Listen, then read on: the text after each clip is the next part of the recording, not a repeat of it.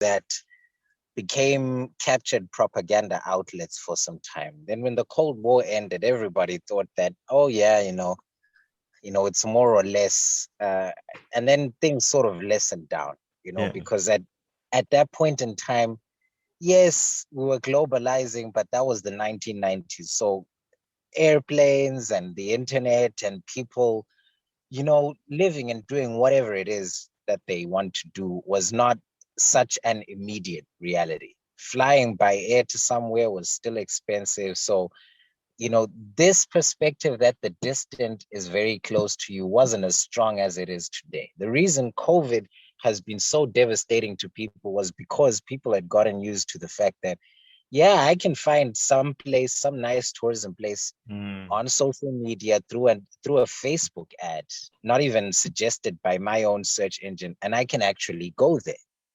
And when I go there, I can have a good time, post on social media, lots of clout, and I'll be back home in like a week. And that was possible. It started to become possible for a lot of people, Yeah. even in SA, in Africa. I have friends who I didn't think had any interest in leaving the country who were all of a sudden, oh, we can Dubai. I'm like, damn, what's going on in Dubai? All of you going to Dubai, like, y'all got money like that? Like, Mm. for real, like, you know, and that just started to become that just started to become a reality, that distant places are now much closer to us. Now, what happens to media agencies after sort of everybody laying off of them and treating them as the truth? We used to use media agencies to tell us what to think about Mm. certain places. If you didn't see a BBC documentary or like BBC Travel or Nat Geo saying that if you go to, the Kalahari Desert, you'll see this and this, so um, tourism started being on our phones. A lot of information, news websites. One, those news agencies had to compete for revenues.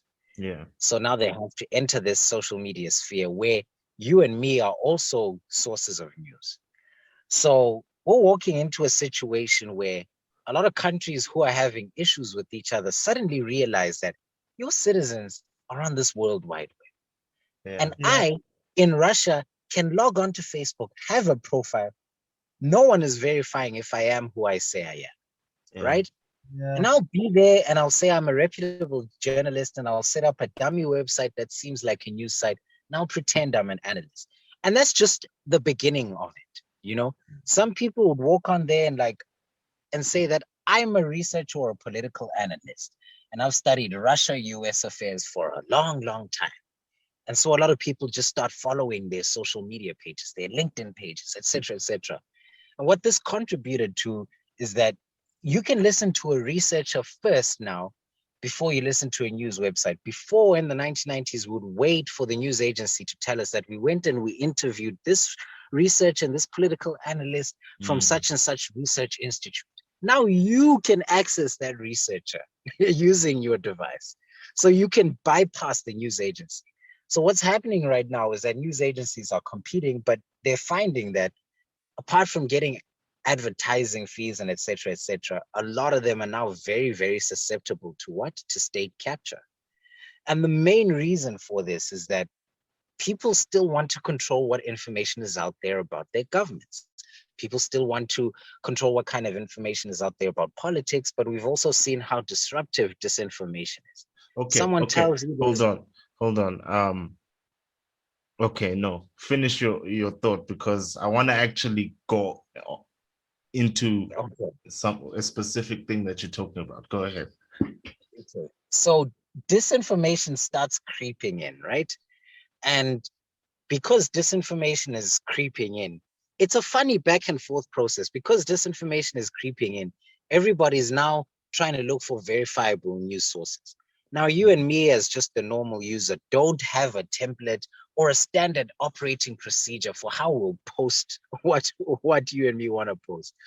But news agencies do. So when people say, is this news true? They end up going back where? To BBC. So now they've found a new role that we want to say we are the legitimate sources. We'll do the vetting of the news sources.